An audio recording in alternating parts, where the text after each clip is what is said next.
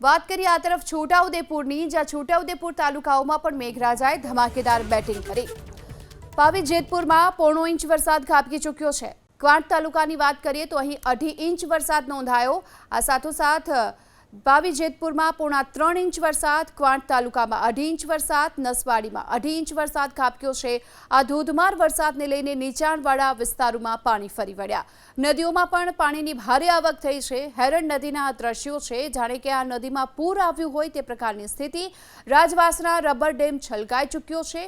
અશ્વિની નદીમાં પણ પૂર આવતા લોકોને નદીના પટમાં ન જવા માટેની પણ સૂચના આપવામાં આવી છે। સતત વરસાદ, ભારે વરસાદને લઈને નદીઓ તોફાની બની છે।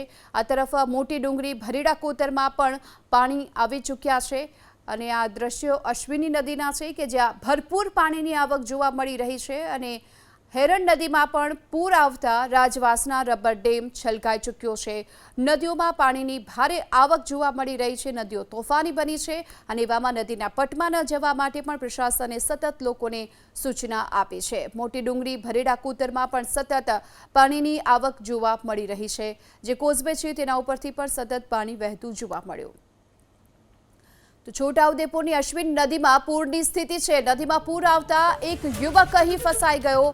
વાલપુર ગામનો યુવક નદીની વચ્ચોવચ્ચ ફસાઈ ગયો હતો અને આ યુવકને બચાવવા માટે, તેને બહાર કાઢવા માટેની અત્યારે કવાયત શરૂ થઈ ચૂકી છે। આ દ્રશ્યો જોઈ શકો છો કે નદીના પટની વચ્ચે જે આ યુવક ફસાઈ ચૂક્યો છે તેને બચાવવા માટે રેસ્ક્યુ ઓપરેશન શરૂ કરવામાં આવ્યું છે। નદીમાં પૂર આવ્યું હતું અને તેના કારણે આ યુવક નદીની વચ્ચોવચ્ચ જ આ પ્રકારે ફસાઈ ગયો હતો। વાલપુર ગામનો આ યુવક હોવાની માહિતી મળી છે અને યુવકને બચાવવા માટે અત્યારે રેસ્ક્યુ ઓપરેશન પણ શરૂ કરી દેવામાં આવ્યું છે। છોટાઉદેપુરમાં જે સતત ભારે વરસાદ ખાબક્યો છે તેને લઈ નદીઓ બે કાંઠે વહેતી જોવા મળી, તોફાની બની છે। અશ્વિન નદીમાં જે પૂરની સ્થિતિ જોવા મળી અને આ નદીના પાણી છે તે આખા વિસ્તારમાં ફરી વળ્યા હતા। નદીમાં પૂર આવતા એક યુવક અહીં ફસાયો હતો, જેને બચાવવા માટે સતત ભારે જહેમત ઉઠાવવામાં આવી રહી છે।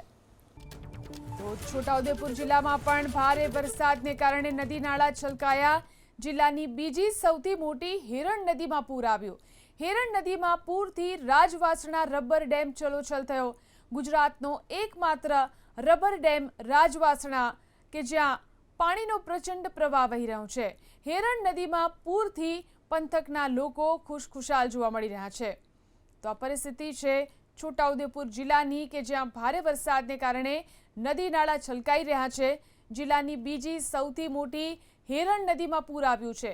હેરણ નદીમાં પૂરથી રાજવાસણા રબર ડેમ છલોછલ ભરાયો છે।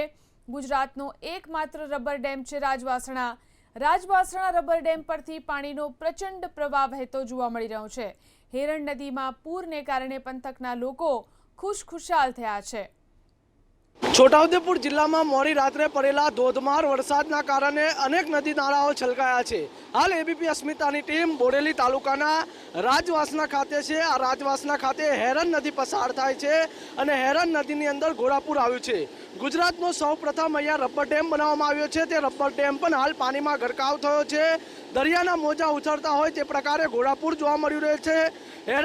હેરણ નદીમાં નવા નીર આવતા પંથકના ખેડૂતોમાં પણ ખુશી જોવા મળી છે।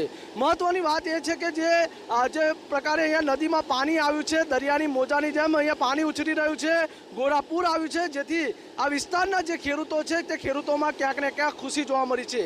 હાલ તો જિલ્લામાં જે પ્રકારે મોડી રાતે પડેલા ધોધમાર વરસાદના કારણે અનેક નદી નાળાઓ છલકાયા છે। રિહાન પટેલ, એબીપી અસ્મિતા, છોટાઉદેપુર।